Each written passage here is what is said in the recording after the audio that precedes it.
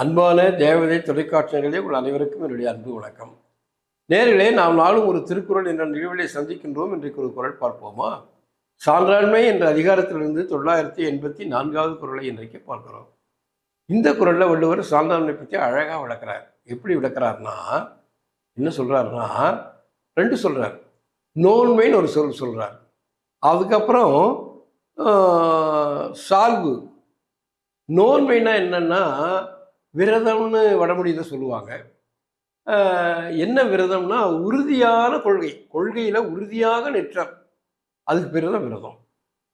அதுக்கு பேர் தான் நோன்மை. நோன்மை என்பது தான் கொண்ட கொள்கையில் மிக உறுதியாக இருத்தல். அது என்ன, அந்த கொள்கை என்ன கொள்கைன்னா, வள்ளுவர் என்ன சொல்றாருன்னா, தான் கொண்ட கொள்கையில் உண்மையாக இருத்தல் என்பது பிற உயிர்களை கொல்லாமல் இருத்தல், எந்த உயிரையும் கொல்லாமல் இருத்தல். இது எவ்வளவு உயர்ந்த பண்பு பாருங்க. கொல்லா நலத்தது நோன்மை. நோன்மை என்றால் ஒரு மிகப்பெரிய கொள்கையை உறுதியாக கடைபிடித்தல். அப்போ கொள்கையை என்ன கொள்கை? பிற உயிர்களை கொல்லாமை என்கிற ஒரு கொள்கை. கொள்கை உறுதி என்பதே என்னவென்றால் பிற உயிர்களை கொல்லாமல் இருத்தல். சரி, கொல்லா நலத்தது நோன்மை, பிறர் தீமை சொல்லா நலத்தது சால்பு. இந்த நோன்மை என்றால் ஒரு பற்றுறுதி, ஒரு கொள்கை கோட்பாட்டில் உறுதியாக நிற்றல். அப்படி உறுதியாக நிற்பது என்பது பிற உயிரை கொல்லாமல் இருப்பதுதான். சரி, இது ஒரு உவமை. இந்த உவமை மூலம் ஒரு கருத்தை சொல்ல வருகிறார். என்ன சொல்றவர்னா, இந்த சால்பு என்பது மிக உயர்ந்த குணம், பேரறிவினால் வருவது. அந்த குணம் சிலர் சிலரிடத்தில் எல்லா தவறு செய்யாத மனிதன் யாரும் கிடையாது. ஆனால் தவறு குறைவாகவும் உயர்வு நல்ல பண்புகள் அதிகமாகவும் இருந்தால், குணம் அதிகமாக இருந்தால் அவன் உயர்ந்தவன். தவறு அதிகமாகவும் நல்ல பண்புகள் குறைவாக இருந்தால் அவன் தீயவன்.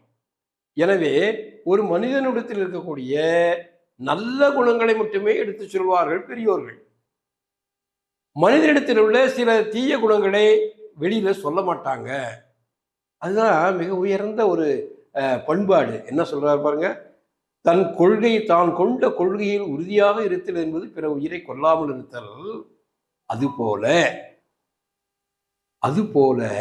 பிறருடைய தீமைகளை வெளியிலே சொல்லாமல் இருப்பதுதான் சால்பு. சால்பு என்பது என்ன? உயர்ந்த அறிவினால் உண்டாகின்ற உயர்ந்த பண்பு. இப்பொழுது குறளை மீண்டும் பார்ப்போமா? கொல்லா நலத்தது நோன்மை, பிறர் தீமை சொல்லா நலத்தது சால்பு. இதனுடைய ஆங்கில வடிவத்தை பார்ப்போமா? Penance consists in the virtue that kills not, and perfection in the virtue that speaks no others false. அன்பான தேவதை தொலைக்காட்சி நேயர்களே, நாம் மீண்டும் இதே நேரத்தில் சந்திப்போம். நன்றி, வணக்கம்.